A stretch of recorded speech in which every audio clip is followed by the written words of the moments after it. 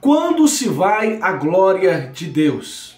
Este é o tema desta aula. Seja bem-vindo, eu sou o pastor Daniel Coelho e com muita alegria estarei ministrando a poderosa palavra de Deus. Não deixe de se inscrever, curtir, compartilhar, porque o conteúdo aqui é bíblico e você me ajuda a glorificar o nome do Senhor, anunciando a preciosa, gloriosa, inerrante, infalível palavra de Deus. Vamos ao tema, quando se vai a glória de Deus.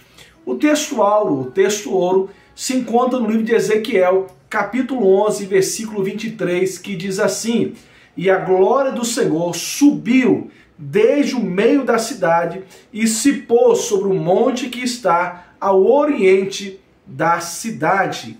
E a glória do Senhor subiu." A verdade prática nos diz assim: Deus abandona o templo e retira a sua glória por causa das abominações do povo. Para você entender melhor, assista a aula da semana passada, as abominações no templo.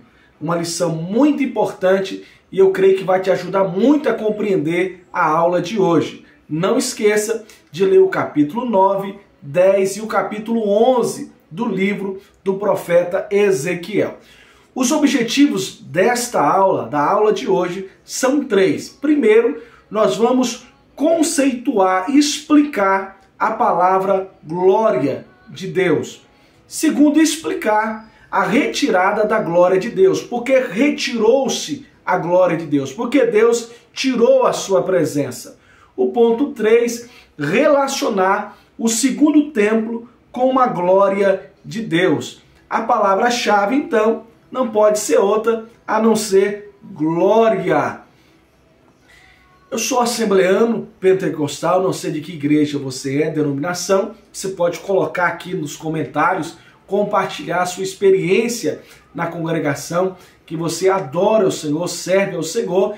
Mas nas nossas congregações, né, assembleana, nós temos um ato maravilhoso, um hábito maravilhoso, né, que é o fervor pentecostal, a adoração, a glorificação do nome do Senhor. E hoje nós vamos aprender o que significa realmente a palavra glória, a glória de Deus. A glória de Deus representava a presença de Deus no templo. Quando Deus mandou Moisés construir o tabernáculo, explicou a razão dessa ordem. Olha só, Êxodo 25:8. "E me farão um santuário e habitarei no meio deles. E me farão um santuário e habitarei no meio deles." A presença de Deus não era algo incondicional. O povo tinha compromisso de acordo com a aliança feita no Sinai. Mas esse pacto havia sido violado. Olha só. O objetivo da presente lição, da aula de hoje, é esclarecer sobre a retirada da glória de Deus no santuário de Jerusalém, que podemos aplicar e devemos aplicar nos nossos dias. Então você lembra da aula passada, da última aula, né? Nós estudamos sobre as abominações no templo. Deus pega o profeta Ezequiel, mostra o que estava acontecendo em tempo real, o que iria acontecer em curto prazo, em curto tempo, e uma visão também escatológica sobre a idolatria, a rebelião, os pecados de Israel no templo. A glória de Deus deixou o templo. Essa glória representa a presença divina entre o povo, a presença gloriosa de Deus no meio do povo. É possível Deus abandonar o seu povo por causa dos pecados deliberados? Então, nessa lição, nessa aula, veremos que sim. Sim. É preciso cuidar para que a presença de Deus não se afaste de nossas vidas, pois é muito preciosa. Não podemos viver sem a presença de Deus. Repito, não podemos viver sem a presença de Deus. A presença de Deus é o alvo de todo cristão, buscar estar na presença de Deus. O primeiro ponto, o tópico desta aula, sobre a glória de Deus. O significado de glória nas visões de Ezequiel, glória indica o resplendor pela presença do Senhor. Por que a igreja dá glória? Porque ela percebe, ela vê, ela enxerga num culto a palavra de Deus sendo ministrada, louvores cristocêntricos. Então ela glorifica, porque ela sabe que a presença de Deus é real. Por que real? Porque Deus não vai estar no lugar, se fazer presente no lugar aonde o povo se reúne sem a obediência, sem os princípios bíblicos. Então a glória de Deus, a palavra glória indica o resplendor da presença de Deus. Nós temos um vocábulo aqui, glória, né? Shekinah, usado, né, na Bíblia, porém é frequente no judaísmo, né? Shekinah, a glória, a presença de Deus. Então a glória de Deus se manifestou aos filhos de Israel quando Moisés dedicou o templo a Deus, Êxodo capítulo 40, versículo 34 e 35. Era a presença de Deus no meio do povo que acompanhou Israel nas suas jornadas, né, no deserto, até o início do reino de Salomão. Quando a arca da aliança foi transferida do tabernáculo para o templo que Salomão construiu em Jerusalém, a glória de Deus encheu toda a casa. Segundo a Crônicas, capítulo 5, versículo 13 e versículo 14. Essa cena, ela se repetiu por ocasião, né, da inauguração do templo de Jerusalém pelo rei Salomão, segundo a Crônicas, capítulo 7, versículo 1 e o versículo 2. Deus se comprometeu em manter seus olhos fixos e os seus ouvidos atentos à oração nesse templo. Por quê? Por causa da promessa. Mas essa promessa nunca foi incondicional. E parece que o povo havia se esquecido disso. Então a presença de Deus ia estar naquele lugar, os olhos do Senhor sobre as orações daquele lugar, mas tinha ali uma aliança, um compromisso de Deus, mas um compromisso que o povo também tinha que cumprir. Então a expressão glória de Deus aparece no livro de Ezequiel como presença de Deus. Então glória de Deus é a manifestação da presença de Deus. Então a palavra glória é revelar a santidade de alguém. Então Deus não está presente quando nós achamos ou quando nós ficamos, na nossa postura humana. Não, Deus está presente segundo a sua glória. Por que glória, pastor? Presença. É quando Ele está no lugar conforme a sua promessa. A sua promessa. A palavra de Deus. E Ele diz, onde estiver 2 ou 3 reunidos no meu nome, ali eu estarei. Então, meu amado irmão, a igreja, nós precisamos esvaziar de nós mesmos para que a presença de Deus esteja no nosso meio. Para que a presença de Deus esteja no nosso meio, precisamos cumprir a sua vontade. Os cultos precisam ser bíblicos, cristocêntricos, louvor ao santo nome do nosso Deus. O ponto 2, vamos falar sobre a retirada da glória de Deus. A retirada da glória de Deus. Então nós aprendemos que a palavra glória, ela se refere à presença de Deus, a Shekinah de Deus, e hoje, e aqui nesse ponto, nós vamos aprender sobre a retirada da glória de Deus. Então, essa retirada, ela aconteceu em alguns estágios. Primeiro, a glória se levantou do querubim sobre a arca da aliança. Segundo, passou para a entrada do templo. Terceiro, pairou sobre os querubins e aos poucos afastou-se completamente do templo. E o último, por fim, a glória de Deus se pôs sobre o monte das oliveiras. Então se levantou a glória do Senhor sobre o querubim para a entrada da casa. Olha só, encheu a casa de uma nuvem e o átrio se encheu do resplendor da glória do Senhor. Ezequiel capítulo 10, versículo 4. Acompanhe depois com a sua Bíblia. Olha só, indica a retirada da presença de Deus. Ó. E se levantou a glória do Senhor sobre o querubim. Isso indica a retirada da presença de Deus. Nuvem, a palavra nuvem aqui no versículo 10, capítulo 10, versículo 4. Olha, essa nuvem está associada à presença pessoal de Deus durante a peregrinação no deserto, no tabernáculo e na inauguração do templo e finalmente, né, no templo aqui. Olha só, então o querubim e a nuvem, essa presença divina atingiu o máximo, clímax aqui, com a manifestação do Filho de Deus. E o Verbo se fez carne e habitou entre nós. E vimos a sua glória, como a glória do Filho unigênito do Pai, cheio de graça e de verdade. João capítulo 1, versículo 14. Então a retirada da presença de Deus, o ponto 2 do segundo tópico, olha só. Então saiu a glória do Senhor da entrada da casa e parou sobre os querubins. Ezequiel 10, versículo 18.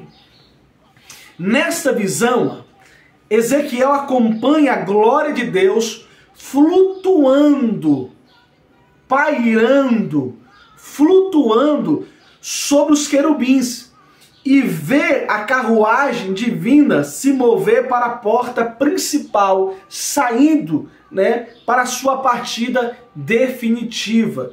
Por isso aqui que eu falei, né, no primeiro tópico aqui, retirada acontece por estágios, ela não saiu de vez, não aconteceu de vez. Olha só, a saída da glória de Deus, né, ela representa a retirada de sua presença. A retirada da glória de Deus. Quer dizer, saiu a presença de Deus. Com isso, se aproxima a destruição do templo. Se a presença de Deus estivesse no templo, a glória de Deus, presença de Deus, o templo jamais seria destruído. Então houve estágio. Primeiro, saiu a presença de Deus. Com isso, se aproximou a ruína, a destruição do templo. O templo construído por Salomão foi destruído pelos caldeus em 587 a.C., no dia 14 de agosto. Por fim, né, o ponto 3 aqui do segundo tópico, a glória de Deus se pôs sobre o monte das oliveiras. E a glória do Senhor subiu desde o meio da cidade e se pôs sobre um monte que está ao oriente da cidade. Ezequiel capítulo 11, versículo 23. Aqui, a presença de Deus no templo era privilégio de Israel, mas exigia responsabilidades. A glória de Deus não podia habitar com os pecados do povo. Se você ler Romanos capítulo 3, 4, 5, 6, você vai perceber que a graça não tem comunhão com o pecado. Não tem como você ser crente e ímpio. Não tem como ser santo e justo. Ou você é ou você não é. Então a glória de Deus, a presença de Deus não tem compromisso com o pecado.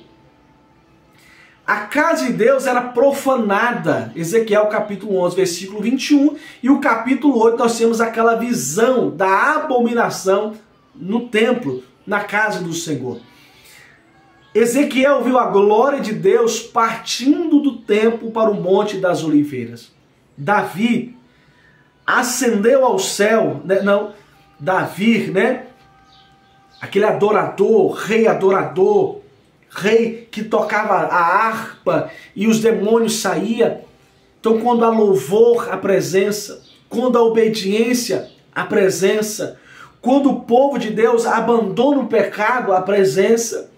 Então, o povo de Deus tem que abandonar o pecado para que a presença de Deus seja real no templo, nos cultos, na nossa casa, na nossa vida. Dali, ascendeu ao céu, né? A glória de Deus subiu ao céu para retornar no fim dos tempos. Não mais no templo de Jerusalém, mas no templo do milênio. Ezequiel capítulo 44, versículo 2 ao versículo 4. Lembra que as profecias de Ezequiel, aqui nós estamos no capítulo 11, e nós estamos tendo uma clareza. Assista as outras 3 aulas, né, a primeira, a segunda e a terceira aula. Né, hoje nós estamos na 4ª aula do livro de Ezequiel, e você vai compreender melhor o que eu estou falando. Não deixe de ler o capítulo 9, 10 e o capítulo 11 para você entender o que eu estou falando. Amém? Porque senão o que o pastor Daniel está falando? Eu estou falando baseado, né, no livro de Ezequiel, na aula que nós estamos estudando, né, são 13 lições. Então é importante você compreender que quando você lê a Bíblia, você estuda a palavra de Deus, você compreende melhor, principalmente nesta aula de hoje. Olha só, com a retirada da presença de Deus, o templo ficou vulnerável, juntamente com a cidade de Jerusalém.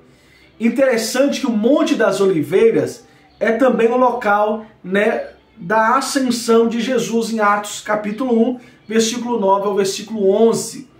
A retirada da glória se deu mediante a retirada do querubim da Arca da Aliança, deslocando-se para o Monte das Oliveiras. Então a presença de Deus, ela exige santidade do seu povo, dos sacerdotes, dos pastores, dos homens, das mulheres. É responsabilidade nossa buscarmos a santidade para que a glória de Deus, glória, presença de Deus, habite no nosso meio. O ponto 3, o último ponto, sobre o segundo templo. Ciro, rei da Pérsia, baixou um decreto que pôs fim ao cativeiro de Judá em 539 a.C. No seu decreto de libertação, o rei incluía a reconstrução do templo em Jerusalém, 2 Crônica 36, versículo 20 e 23.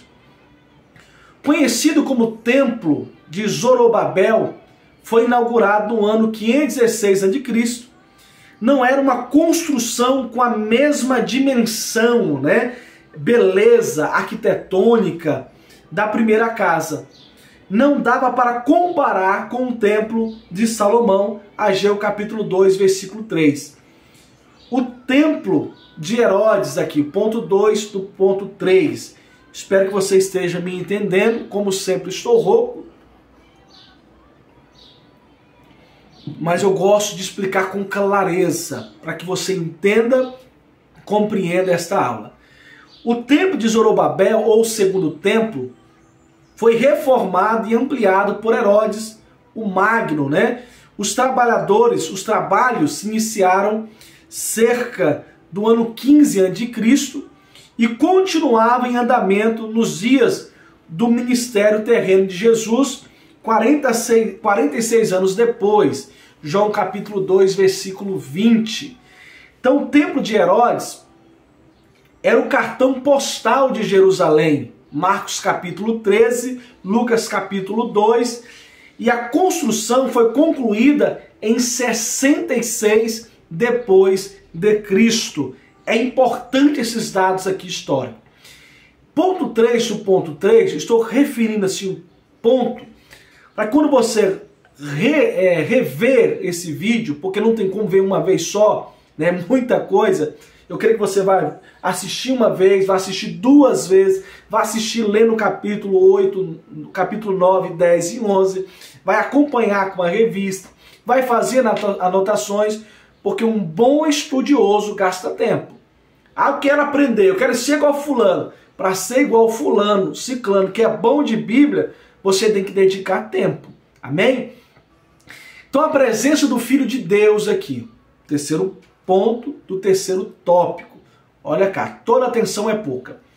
Não há registros de que a glória do Senhor tinha enchido a casa na inauguração por Zorobabel. Foi o Senhor Jesus que trouxe a glória de Deus quando ministrou no templo de Herodes. Ageu capítulo 2, versículo 7. João capítulo 1, versículo 14. A presença de Jesus, vou repetir, a presença de Jesus fez a glória da segunda casa ser maior do que a da primeira. Porque a glória da segunda casa foi maior do que a da primeira. Porque da primeira tinha ouro, tinha Salomão, tinha esplendor arquitetônico. E por que a glória da segunda casa foi maior? Porque a glória da segunda casa teve a presença pessoal de Jesus Cristo.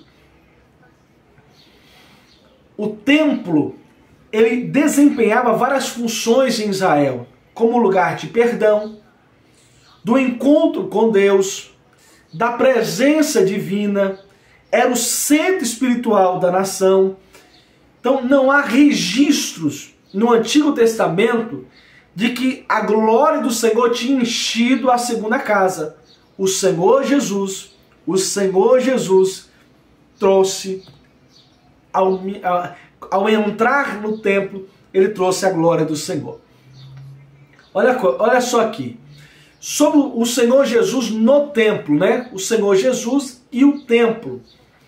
Assim como a glória do Senhor deixou o templo antes da sua destruição pelos caldeus, da mesma forma aconteceu com o segundo templo. A diferença é que a segunda casa foi substituída definitivamente, né, para sempre pelo Senhor Jesus. Jesus disse: eis aqui, está quem é maior do que Salomão. Eis aqui, quem é maior do que Salomão. Lucas capítulo 11, versículo 31. O construtor do templo. Jesus declarou-se aqui maior do que o templo. Ele se declarou aqui maior do que Salomão. Está aqui quem é maior que o templo. Mateus capítulo 12, versículo 6.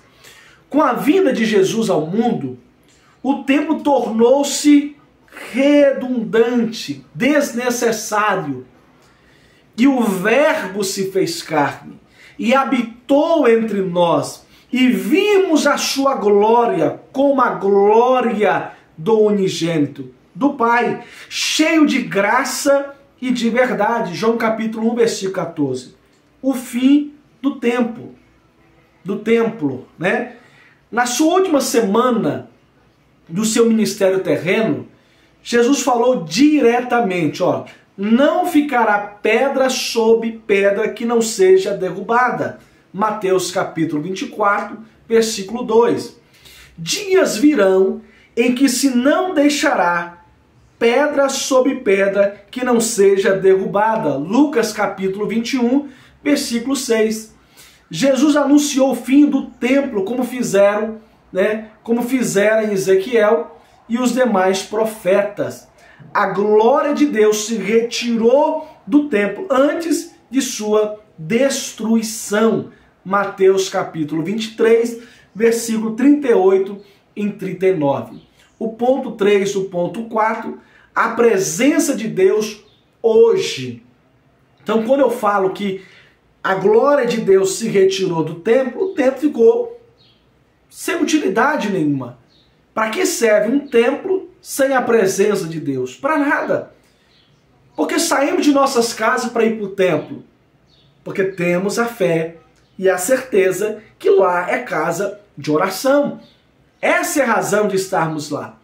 Então a presença de Deus hoje, quando Jesus, no alto da cruz, com grande voz entregou o Espírito, o véu do templo se rasgou em dois, de alto a baixo. De alto a baixo, rasgou-se. Mateus 27, 51. Olha só, o véu do templo se rasgou em dois, de alto a baixo.